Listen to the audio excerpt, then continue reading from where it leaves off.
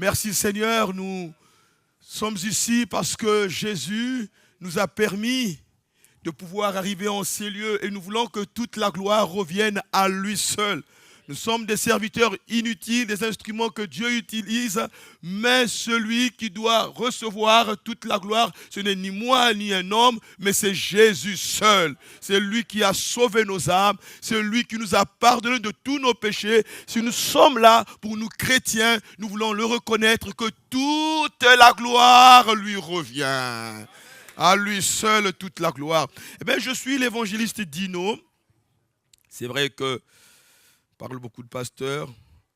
Moi, je suis évangéliste, c'est ce que je suis. Alléluia. Et c'est ce que Dieu a déposé dans mon cœur. Donc, depuis lundi, je sillonne Dino Mifundu, pour ceux qui ne me connaissent pas. Je suis pasteur à péage de Roussillon. Gloire à Dieu, j'ai retrouvé mon aîné dans la foi. Gloire à Dieu. Alléluia. Que Dieu bénisse Jackie. Amen. Que Dieu bénisse Jackie. Alléluia. Gloire à Dieu. Alléluia. Il est venu plusieurs fois dans mon église. Que Dieu le bénisse. Merci à Sylvain, à son épouse et à toute l'équipe pour la réception. Nous étions à Valence. Nous étions aussi à Romans. Hier, nous étions à La Voulte. Ce soir, je suis à Montélimar. Demain, à Aubenas. Samedi, quelque part. Et dimanche, dans mon église. Et l'après-midi, dimanche, je prêche en plus. À lui seul, toute la gloire. Vous savez quoi? Ce soir, quand je venais ici, j'allais prêcher un message que j'avais déjà préparé depuis fort longtemps pour vous. Mais quand je suis arrivé, le Seigneur m'a dit, tu ne prêches pas ça. C'est pas bon, non, non. Tu ne prêches pas ça pour eux.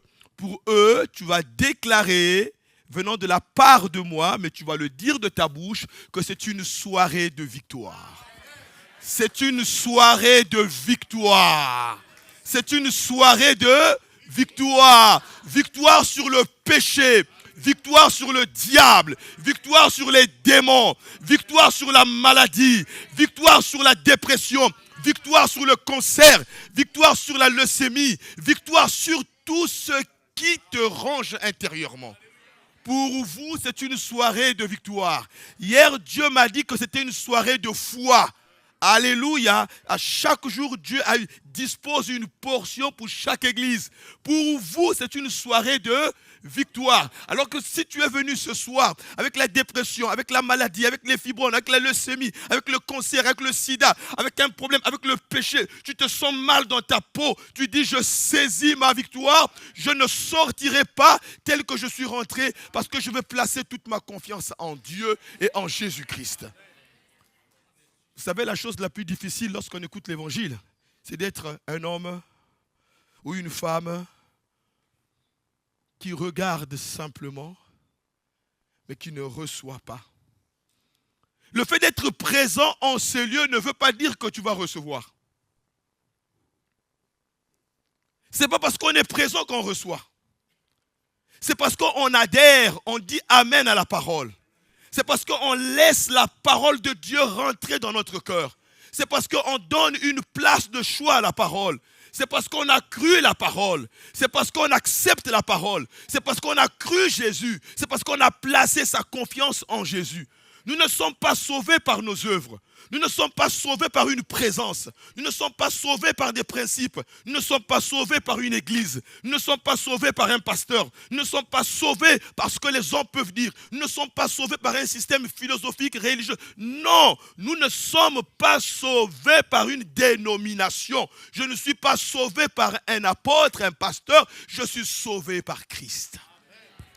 Donc la foi, c'est croire Dieu. La foi, c'est croire Christ. Et croire, c'est placer toute sa confiance en lui. Une confiance totale. Je ne parle pas d'une confiance partielle. Je pense que c'est vrai ce qu'il dit. Ça ne fonctionne pas, ça. Il se pourrait que ça soit vrai. Ça ne fonctionne pas non plus. Mais ça fonctionne lorsque je dis, je sais que ce qu'il est en train de dire, c'est la parole. Et je crois la parole. Et il te sera fait selon ta foi. Il te sera fait selon ta foi. Il te sera fait selon ta foi. Et le thème de ce soir est le suivant. Écoute bien. La résurrection de Jésus n'est pas simplement une doctrine, mais une puissance à vivre. La résurrection de Jésus n'est pas simplement un enseignement, mais une puissance de vie au quotidien dans la vie d'un homme. Parler de la résurrection de Jésus, ce n'est pas simplement une information. Il est ressuscité. Ça ne change rien. Parce que tout le monde peut le dire, que Jésus est ressuscité. Mais ce qui change, c'est lorsque tu réalises, puisqu'il est ressuscité, la vie du ressuscité impacte ma vie. Depuis que tu confesses que Jésus est ressuscité, les chrétiens peuvent témoigner qu'il s'est passé des choses dans leur vie.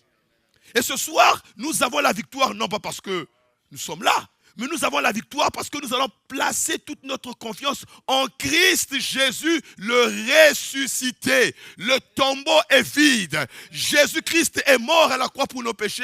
Il a été enseveli, il est ressuscité, il est monté au ciel, il est assis à la droite du Père et il règne. Il a vaincu la mort. Il a vaincu le diable, il a vaincu les démons, il a vaincu les maladies, il a vaincu les puissances des ténèbres.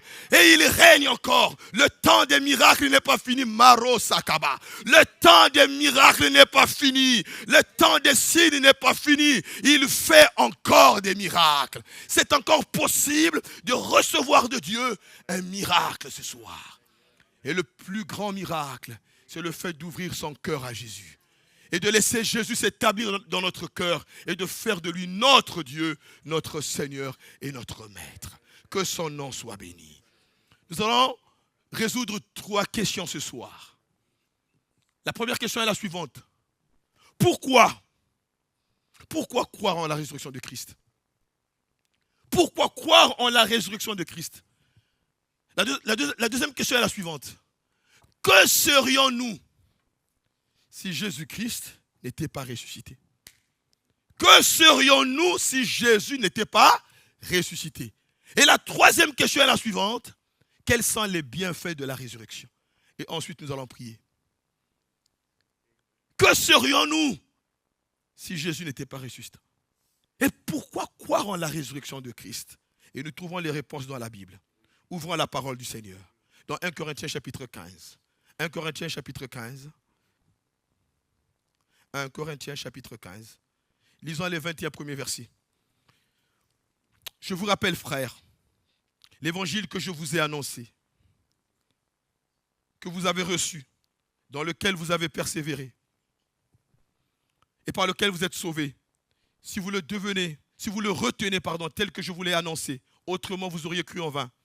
Je vous ai annoncé avant tout, comme je l'avais aussi reçu, que Christ est mort pour nos péchés, selon les Écritures, qu'il a été enseveli et qu'il est ressuscité le 3e jour selon les Écritures et qu'il est apparu à Céphas, puis aux 12. Ensuite, il est apparu à plus de 500 frères à la fois, dont la plupart sont encore vivants et dont quelques-uns sont morts. Ensuite, il est apparu à Jacques, puis à tous les apôtres. Après eux tous, il m'est aussi apparu, à moi comme à l'avortant, car je suis le moindre des apôtres. Je ne suis pas digne d'être appelé apôtre parce que j'ai persécuté l'Église de Dieu. Par la grâce de Dieu, je suis ce que je suis, et sa grâce envers moi n'a pas été vaine. Loin de là, j'ai travaillé plus que eux tous. Non pas moi toutefois, mais la grâce de Dieu qui est avec moi. Ainsi donc, que ce soit moi, que ce soit eux, voilà ce que nous prêchons. Et c'est ce que vous avez cru. Si l'on prêche que Christ est ressuscité des morts, comment quelques-uns parmi nous disent-ils qu'il n'y a point de résurrection des morts? S'il n'y a point de résurrection des morts, Christ non plus n'est pas ressuscité. Et si Christ n'est pas ressuscité, notre prédication est donc vaine et votre foi aussi est vaine. Il se trouve même que nous sommes de faux témoins à l'égard de Dieu, puisque nous avons témoigné contre Dieu qu'il a ressuscité Christ, tandis qu'il ne l'aurait pas ressuscité. Et si les morts ne ressuscitent point, car si les morts ne ressuscitent point, Christ non plus n'est pas ressuscité. Et si Christ n'est pas ressuscité, votre foi est vaine. Vous êtes encore dans vos péchés. Et par conséquent aussi, ceux qui sont morts en Christ sont perdus. Et si c'est dans cette vie seulement que nous espérons en Christ, nous sommes les plus malheureux que tous les hommes. Mais maintenant, Christ est ressuscité des morts. Il est les prémices de ceux qui sont morts. Car puisque la mort est venue par un seul homme, c'est aussi par un homme qu'est venue la résurrection des morts. Amen. Le peuple de Corinthe avait cru au message du christianisme. Là, ils ont reçu le bon message. Plusieurs se sont convertis à Corinthe. Plus d'une année et demie, l'apôtre Paul avait eu le privilège d'annoncer le bon message de l'évangile. Mais comme dans tout, Vous savez, à un certain moment, même lorsqu'on a cru, il y a toujours de ceux qui nous amènent un message qui n'est pas à la gloire de Dieu. Et ce peuple de Corinthe, finalement, a reçu un autre message. En tout cas, certains parmi eux ne croyaient plus en la résurrection de Christ. Et devant ce grand souci, qui est plus qu'un souci, mais un grand problème, parce que ne pas croire à la résurrection de Christ, c'est nier même la divinité de Christ. Donc face à l'affirmation de certains à Corinthe, selon laquelle un mort ne puisse pas connaître une résurrection corporelle, l'apôtre Paul, sous l'inspiration du Saint-Esprit, donne ici des arguments pour dire aux habitants de Corinthe, vous avez autrefois cru au message que je vous ai annoncé, ce message que j'ai reçu par révélation, que Christ est mort pour nos péchés, il a été enseveli selon les Écritures, et qu'il est ressuscité d'entre les morts le 3e jour, selon les Écritures. Ça, c'est la définition de l'Évangile. Lorsqu'on demande à quelqu'un c'est quoi l'Évangile, Christ est mort pour nos péchés selon les Écritures. Il a été enseveli selon les Écritures. Il est ressuscité d'entre les morts selon les Écritures. Il dit, peuple de Corinthe, vous avez reçu ce message. Et pourquoi aujourd'hui, au milieu de vous, que quelques-uns commencent à douter, à ne plus croire en cela? Et l'apôtre Paul donne plusieurs raisons. Je vais en citer, certainement, donner quelques arguments à la lumière de la parole de Dieu. Il dit, mais vous êtes, vous, peuple de Corinthe, la raison même qui témoigne que Christ est ressuscité. Parce que la première chose, c'est le témoignage de l'Église. Que dit l'apôtre Paul? Je vous rappelle, frères, l'évangile que je vous ai annoncé, que vous avez reçu, dans lequel vous avez persévéré, par lequel vous êtes sauvés. Il dit, mais je ne comprends pas. Comment parmi vous, quelques-uns peuvent nier la chose qui a fait que vous puissiez être chrétiens? Qui a compris? Nous sommes chrétiens, c'est parce qu'un jour, nous avons cru en Jésus-Christ. Parce que nous avons cru que Jésus est mort pour nos péchés. Parce que Jésus nous a pardonné. Et il est ressuscité d'entre les morts. C'est le symbole qui témoigne que Dieu a accepté son sacrifice. Il dit, mais vous êtes la raison même qui témoigne que Jésus-Christ est ressuscité. Si tu as changé, c'est parce que tu as reçu la vie du ressuscité. Tu ne changes pas par ta force. J'entends souvent des chrétiens, je veux faire un effort pour sortir de ce péché. Je veux faire un effort. Mais la vie chrétienne, ce n'est pas un effort. La vie chrétienne, c'est laisser la vie de Dieu prendre toute la place dans mon cœur. La vie chrétienne, ce n'est pas un changement par un effort humain. La vie chrétienne, c'est une transformation par la vie du ressuscité. C'est la vie du ressuscité en moi qui me change. C'est l'Esprit de Dieu en moi qui me change. C'est Christ qui me change. Je ne change pas parce que j'ai envie, mais je change parce que j'ai laissé la place à Christ. Amen. Alléluia. Y a-t-il des chrétiens ce soir? Ah, donnez une offrande d'acclamation à Jésus. Amen. Je suis chrétien, non pas parce que je suis fort, non. Voilà pourquoi le chrétien ne devrait pas être orgueilleux. Le chrétien, c'est un homme humble, parce qu'il est ce qu'il est, parce que le ressuscité a changé sa vie. Je suis ce que je suis, parce que Jésus a changé ma vie. C'est lui seul qui a changé ma vie. Ce n'est pas un homme, ce n'est pas une église, ce n'est pas un pasteur, c'est Jésus. Il dit, peuple de Corinthe, Jésus a changé votre vie. Ce soir, tu es venu pour la toute première fois. Tu te dis, moi je ne mérite pas parce que j'ai péché. J'aimerais te annoncer une bonne nouvelle. Nous aussi, nous étions des pécheurs. Nous aussi, nous étions des esclaves. Nous aussi, un jour, nous étions loin de lui. Mais Jésus a transformé nos vies. Parce qu'un jour, il a bouleversé notre cœur. Et il est rentré dans nos vies. Il nous a pardonnés. Il nous a purifiés. Il nous a lavés. Il nous a justifiés. Il nous a pris et il nous a amenés dans son admirable lumière. Et il a fait de nous des enfants de Dieu. C'est ça le christianisme. C'est Jésus qui change les vies. Trop de chrétiens, ils ont commencé comme ça. Après, je fais des efforts. Mon ami, tu vas te fatiguer. Parce que la vie chrétienne, c'est pas je veux me changer. Tu ne peux pas te changer toi-même. C'est Jésus qui te change. Par son esprit. Deuxième raison. Pourquoi, peuple de Corinthe, vous ne croyez pas que Jésus-Christ est ressuscité?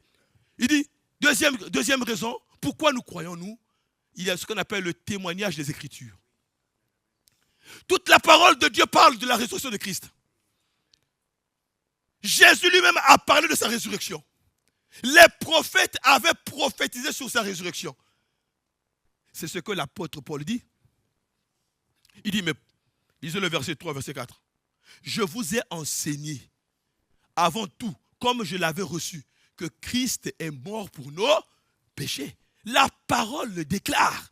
Jésus lui-même, avant son départ, il a parlé de sa résurrection. Le prophète Ésaïe, plus de 7 siècles avant, au chapitre 53, il parle de Jésus. Il a plu à Dieu de le briser par la souffrance. Après avoir livré sa vie en sacrifice pour le péché, il verra une postérité qui prolongera ses jours. Et l'œuvre de l'Éternel prospérera entre ses mains. David a prophétisé. Nous avons le témoignage de l'Écriture. Quand les gens disent, est-ce que Jésus est différent? Je dis oui, il est différent d'autres dieux parce qu'il peut changer une vie humaine. Les prophètes ne changent pas de vie. Aucun prophète sur la terre ne peut changer un homme. Mais Jésus transforme. Jésus pardonne. Jésus purifie, Jésus justifie, Jésus transforme, Jésus bénit, Jésus lave, Jésus te rend pur. Alléluia. Troisième raison, pourquoi nous croyons que Jésus est ressuscité? La conformité du message. La conformité du message. Que tu sois noir, blanc, rouge ou violet, tout le monde prêche le même message. On prêche le même message en Afrique, on prêche le même message en Europe, on prêche le même message aux États-Unis. Le message de la résurrection de Christ, ce n'est pas un message de couleur de peau, de nation, parce que Jésus-Christ est le même. Il est le même hier, aujourd'hui et éternellement. Il n'a pas changé. Là, je reviens de la Côte d'Ivoire. J'ai prêché le même message. Demain, j'irai à Aubenas, je prêcherai le même message. Après, je prêcherai à Noné, je prêcherai le même message. Je retourne en Afrique, je prêcherai le même message. Dimanche à PH, le même message. Parce que c'est la conformité des Écritures. Voilà pourquoi nous croyons. Vous savez, il y a des messages, tu changes. Et après, demain, non, nous, on ne change pas. Christ m'aime. Dis à ton ami, Jésus t'aime. Non, dis-lui ça même s'il n'a pas envie d'entendre. Jésus t'aime. Dis-lui ça. Dis, Jésus t'aime. Jésus t'aime. Il t'aime tellement qu'il a donné sa vie pour toi. Il t'aime tellement qu'il a sacrifié sa vie pour toi. Adam nous a amenés dans la boue du péché. Adam nous a amenés dans la boue du péché. Le péché nous a séparés de Dieu à cause du péché d'Adam. Quand les gens me disent, mais c'est quoi cette histoire? Je leur dis, vous aimez le foot? Est-ce que dans le foot, tout le monde marque un but? Un seul but, c'est toute l'équipe qui gagne. Et quand le gardien a encaissé un but, c'est toute l'équipe qui perd. Chez nous, c'est un seul qui a encaissé le but. C'est Adam et Ève. Et toute l'équipe a perdu. Alléluia! Tous les humains, moi j'entends souvent des gens me dire, oui mais pasteur, moi j'ai pas tué, moi j'ai pas fait ci, moi j'ai pas fait ci, j'ai rien fait de mal. Mon ami, ce n'est pas une question d'avoir fait, nous naissons pécheurs. Parce que nous avons hérité la nature pécheresse d'Adam et Ève. Donc nous avons besoin d'un sauveur. Si tu n'as pas encore accepté Jésus-Christ comme Seigneur et Sauveur, tu es pécheur et tu es privé de la grâce de Dieu. Tu es privé de la présence de Dieu. Tu as besoin d'inviter Jésus dans ton cœur. Tu as besoin d'accepter Jésus pour être sauvé. Le salut, ce n'est pas le protestantisme. Le salut, ce n'est pas être évangélique. Le salut, ce n'est pas être catholique. Ça n'a rien à voir avec ça. C'est accepter Jésus-Christ comme Seigneur et Sauveur. Se repentir de ses péchés et dire, j'ai besoin de toi, Jésus. Et j'aime Jésus. J'aime Jésus. C'est pour lui que je prêche. Matin, midi, soir. Je confesse. Hier, j'étais heureux, c'est ce que je disais. Quand je suis arrivé, j'ai vu un jeune frère, la dernière fois qu'il avait reçu l'impression des mains, alors qu'il était habité par un démon. Il était délivré. Et hier, quand je l'ai vu parler en langue, louer le Seigneur, j'ai dit, c'est pour ça que nous prions le Seigneur. La dernière fois, il était possédé. Mais là, il était libéré et il était dans l'église du Seigneur. Chrétien parmi les chrétiens. Et son pasteur est là, je bénis Dieu. Alléluia. C'est ça l'évangile. Il prend les possédés, il les délivre et il fait des disciples de Christ. Que serions-nous si Jésus n'était pas ressuscité?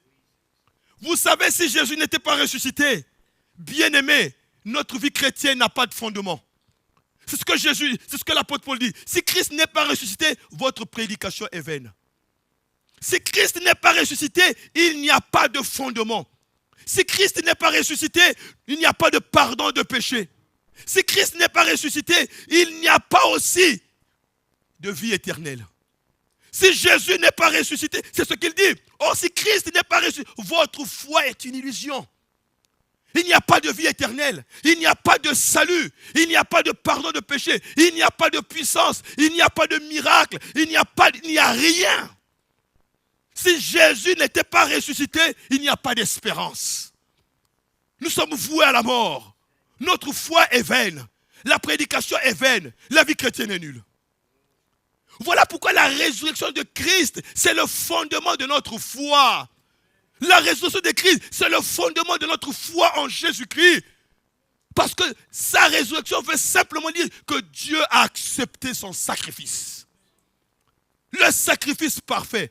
100% Dieu, 100% homme. En tant que Dieu, il nous délivre du péché. Il est celui qui ôte le péché. En tant qu'homme, il a versé son sang pour nous sauver. Jésus a versé son sang pour nous sauver. Il est mort à la croix. Pour nous sauver. Ainsi, les chrétiens sont heureux. Ils peuvent maintenant recevoir le pardon des péchés. Ils peuvent maintenant recevoir la vie. Donc ce soir, Dieu peut te pardonner parce que Jésus est ressuscité. Il te reçoit dans sa présence parce que Jésus est ressuscité. Il te reçoit quel qu'en soit ce que tu as fait. Il y a une personne ici, alors que je suis en train de prêcher, tu dis j'entends tout ce qu'il dit, mais ce que moi j'ai fait, c'est trop énorme. Parce que tu as été condamné, pour que tu puisses comprendre que c'est toi, tu as été condamné par ta famille, mais tu as aussi été condamné par toi-même, même par la justice. Tu dis moi je ne peux pas. Au vu de ce que j'ai fait, je ne peux pas. Je viens t'annoncer de la part du Seigneur que Jésus est mort pour toi. Jésus est mort pour toi. Toi aussi, tu peux recevoir la paix. Toi aussi, tu peux recevoir le pardon.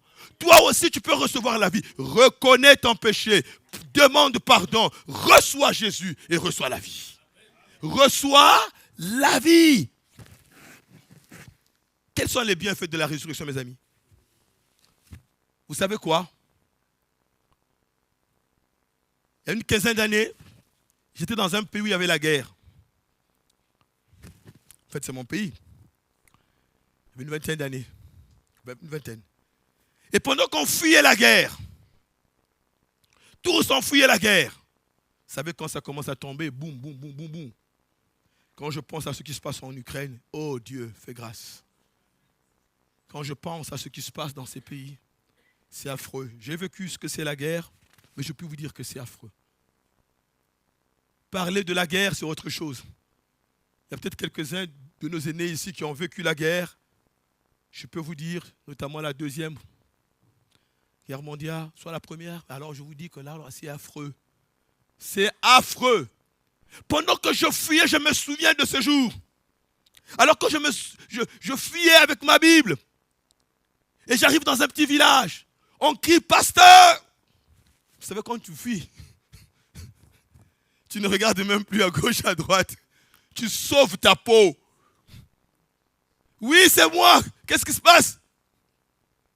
Viens prier. Je dis, aïe! Ça tombe de partout. Fuis, ma soeur.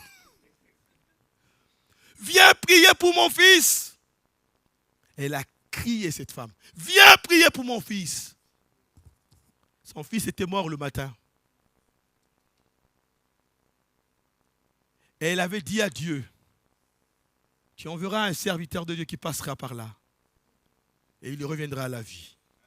Ses amis lui ont dit, on va l'enterrer. J'ai dit, je ne l'enterre pas. Je sais qu'un homme passera par là, de la part de Dieu. Je me souviens de ce jour comme si c'était hier. Alors que je passais avec ma peur, mon angoisse, je courais, il me dit, pasteur, je dis, regarde, oui, qu'est-ce qui se passe? Je vois un enfant qui a été enveloppé de draps. Je dis, mais c'est qui ça? C'est mon fils. Qu'est-ce qu'il a? En fait, je savais. Je voulais me rassurer. Ça s'est passé ce matin, il est mort. Priez pour lui. Il reviendra à la vie. Vous savez quoi? Il y a parfois des incrédules dans nos églises. Lorsqu'on parle des miracles, ils vous écoutent, mais ils ne croient pas. En 20 ans de prédication, j'ai vu beaucoup d'incrédules chrétiens. Des gens qui disent Amen, mais en fait, ils ne croient pas. Parce qu'ils pensent que ce que Dieu a fait hier, il ne peut plus le faire aujourd'hui. J'aimerais t'annoncer une bonne nouvelle. Si ton Dieu est mort, essaye le mien. Ah non, non, non, non, non. Moi, je vous dis la vérité. Si ton Dieu est mort, essaye le mien. Le mien, il ressuscite encore les morts. Paro sakanda baya katafaya. Dans ma peur, dans mon angoisse, j'ai dit, Seigneur, il est mort. Je n'avais jamais vu. Si j'avais lu dans ma Bible que Jésus ressuscitait les morts, mais je ne l'avais jamais vu comme ça. Vous savez, quand vous n'avez jamais vu, c'est compliqué. Hein? Je ne peux pas vous dire que j'avais la foi. J'avais la trouille. Et je commence à dire, bon Seigneur, tu as vu la foi. Elle croit que tu peux faire quelque chose. Et là, le Saint-Esprit me dit, chante un chant. J'entends un chant. Un chant, oui, un chant. Que je ne pourrais pas vous chanter ici parce que c'est ma langue. Je ne sais pas s'il y a des Congolais dans la salle. Mais ce chant dit, non pas par ma force, non pas par ma puissance, mais par ton esprit. J'ai commencé à chanter. Namakasi nangaite, naboyenge bene nayo, Yahweh yotonda na bolingo, Yahweh yotonda na mawa. C'est par ton esprit, Seigneur, ni par ma force. J'entends, je fuis. Pour vous dire qu'il n'y a pas la foi. Hein. J'entends, je continue à chanter. Pendant que je chantais, il s'est relevé.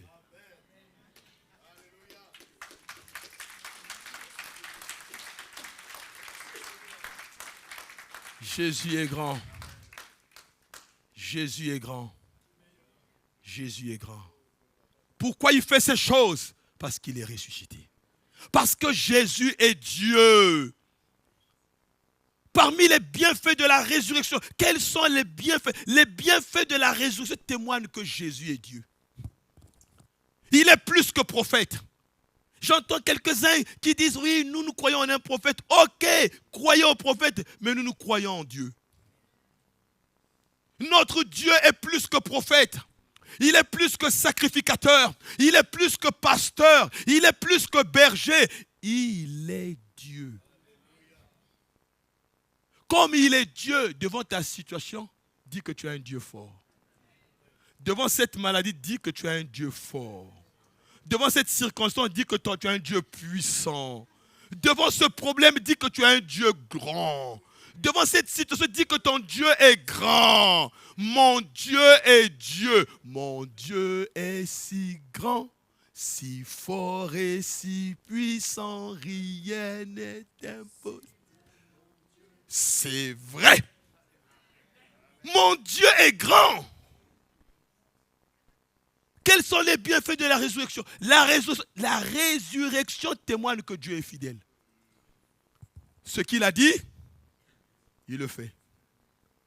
Y a-t-il des gens qui ont reçu des paroles de Dieu ce soir? Dieu va les confirmer. Quel qu'en soit votre âge, ce que Dieu vous a dit, il va le confirmer parce qu'il est fidèle. Dieu est fidèle. Il est fidèle dans ce qu'il dit. Ce qu'il a dit, il l'accomplit. Ce qu'il annonce, il accomplit. Quelqu'un a amené un bébé un enfant qui est malade. C'est qui? Qui a un enfant qui est malade dans la salle? Un enfant qui est malade. L'enfant est ici? Il a quel âge cet enfant? Il a quel âge? Non, je parle d'un enfant, non pas un adulte, mais un enfant. Je ne sais pas si c'est un petit enfant, mais un enfant qui a entre 0 et 10 ans, qui est malade, ou qui est porteur de quelque chose. Un enfant qui est porteur de quelque chose dans son corps. Peut-être que vous ne le voyez pas, mais son corps est habité par une maladie. Vous savez, parfois on peut porter une maladie sans qu'on se rende compte que l'enfant est habité par une maladie. Mais Dieu est le Dieu qui guérit. Dieu est le Dieu qui révèle et qui guérit. Il est le Dieu qui libère. En rentrant, parfois, il y a des choses qui peuvent se révéler. Alors que tu rentres à la maison, on t'annonce que ton petit-fils ou ton fils a ceci. Rappelle-toi d'une chose. Il est le Dieu qui guérit. Pour revenir à mon ancien témoignage, quand j'étais jeune pasteur, je disais à Dieu que les morts ressuscitent. Et puis un jour, Dieu m'a dit, mais pour que les morts ressuscitent, il faut que les gens puissent mourir. Ah, j'ai arrêté. J'ai dit, ah oui. Il m'a dit, ben oui. Tu veux voir les morts ressusciter? Dis non. Mais il doit y avoir la mort. Et mais la mort de qui? Eh bien, la mort. J'ai dit, ah non, Seigneur. Ben, il n'y a pas de résurrection sans la mort. Parfois, Dieu révèle des choses. Ces choses vont se manifester pour que tu te souviennes qu'il est le Dieu qui guérit. Et lorsque ces choses se manifestent, ah, c'est ce qu'il avait dit. Dieu va faire. Parce qu'il a dit, il le fera. Si tu entends une mauvaise nouvelle, dis simplement que l'Éternel nous avertit, Dieu est au contrôle. Les bienfaits de la résurrection, nous avons aussi, bien aimé, lorsque je dis que Jésus est ressuscité, je l'ai déjà dit, mais je veux simplement dire que ce que Jésus a fait à la croix a été approuvé. Tu n'as plus rien à payer. J'entends maintenant des faux pasteurs, des faux prophètes. Il faut payer ceci pour avoir. C'est écrit où? Le salut est gratuit. Jésus a tout payé. Il a tout accompli à la croix. Apporter de l'huile de ceci, apporter l'eau de cela. Non, je n'ai pas besoin d'huile, je n'ai pas besoin d'eau, j'ai besoin de Jésus. Il a tout accompli. Il a dit tout est accompli. Tu n'as plus rien à ajouter. Parce qu'il a tout accompli. Tout ce dont tu as besoin se trouve en qui? En Jésus seul. Hier, je crois que c'est avant-hier que je donnais ce témoignage. Une jeune sœur de notre église, Esther, nous a amené un bébé avec une malformation au niveau de son rein. Et il est né comme ça, le bébé. Les médecins ont dit, nous allons assurément l'enlever, mais on va essayer d'attendre un peu parce qu'il est bébé. Il n'y a qu'un seul rein qui fonctionne, l'autre ne fonctionne pas. Alors elle est venue à l'église, elle a dit, pasteur, l'autre rein ne fonctionne pas. Et moi, animé assurément par le Saint-Esprit, je lui ai dit, nous allons créer le deuxième rein au nom de Jésus. Elle m'a regardé, comment? Nous allons créer au nom de Jésus le deuxième rein. J'ai dit à l'église, allons créer. Debout tous. Créons au nom de Jésus. Nous créons le deuxième rein.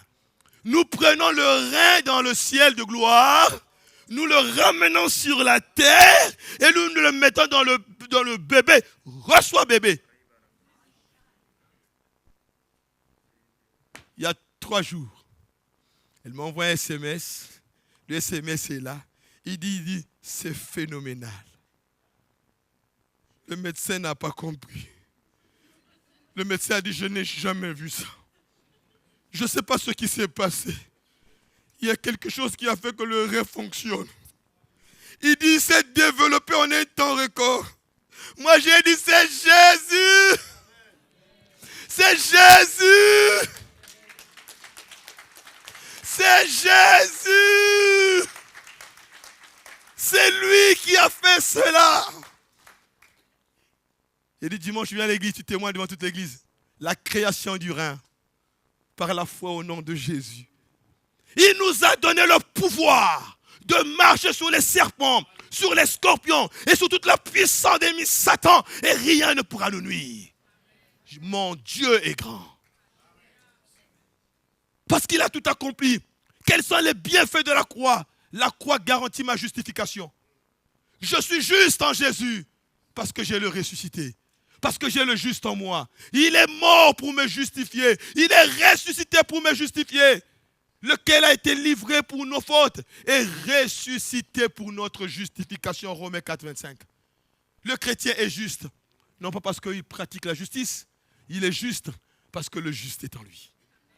Alléluia. C'est comme l'eau qui n'est pas sucrée. Dès que tu mets quelques grains de sucre. Celui qui est en nous nous rend juste. Amen. Ce n'est ni par ta force, c'est par la grâce au moyen de la foi que tu es justifié. Quels sont les bienfaits? Bien-aimés, la résurrection de Christ est notre espérance. Parce que nous aussi, nous ressusciterons un jour. Nous allons rentrer à la maison un jour. Les morts en Christ ressusciteront. Gloire à Dieu. C'est notre espérance. J'ai toujours dit, le jour de ma mort, ne dites pas qu'il est mort, interdiction. J'ai dit à ma femme, jamais, si c'est moi qui parle le premier, tu n'écris pas ça. Ici passa l'évangéliste Dino. Après avoir prêché Jésus-Christ dans toutes les nations et les villes, il est rentré auprès de son Père à la maison. Vous aussi acceptez Jésus-Christ. Amen. Signé. Quand j'ai dit ça, elle pleure. Arrête de dire ça. J'ai dit, si c'est moi qui parle le premier, tu vas écrire ça. Tu dis pas que je suis mort. Tu dis qu'il est rentré à la maison.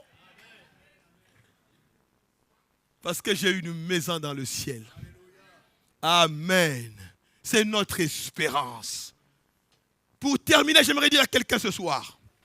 Ne crains rien. Ne crains rien.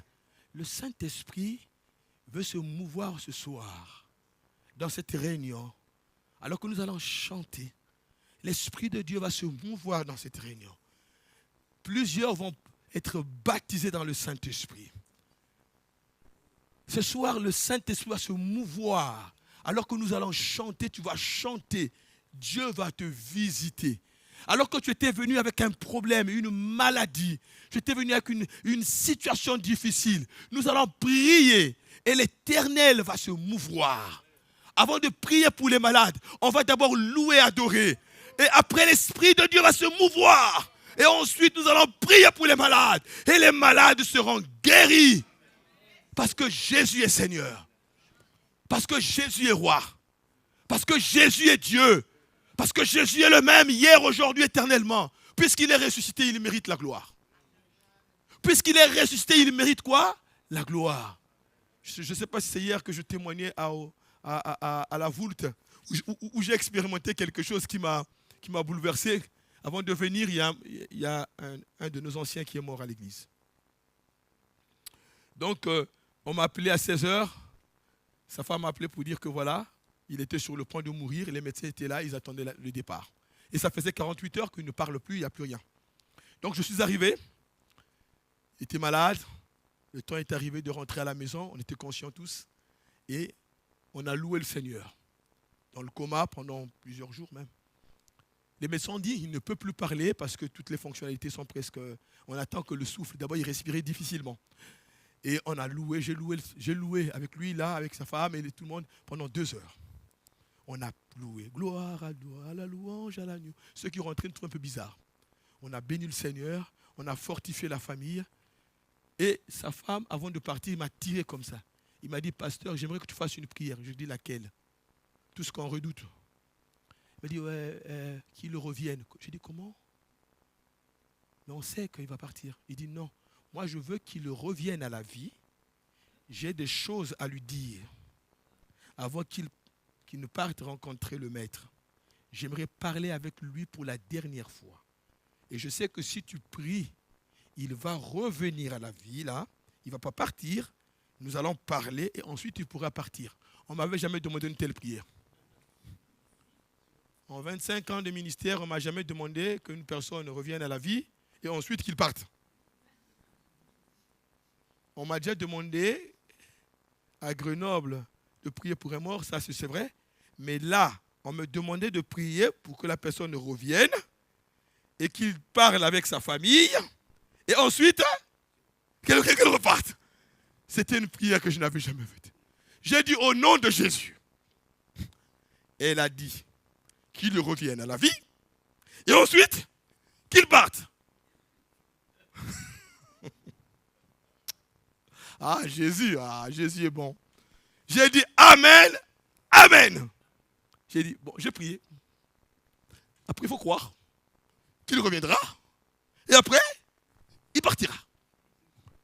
Dès que je suis sorti, il est revenu à la vie.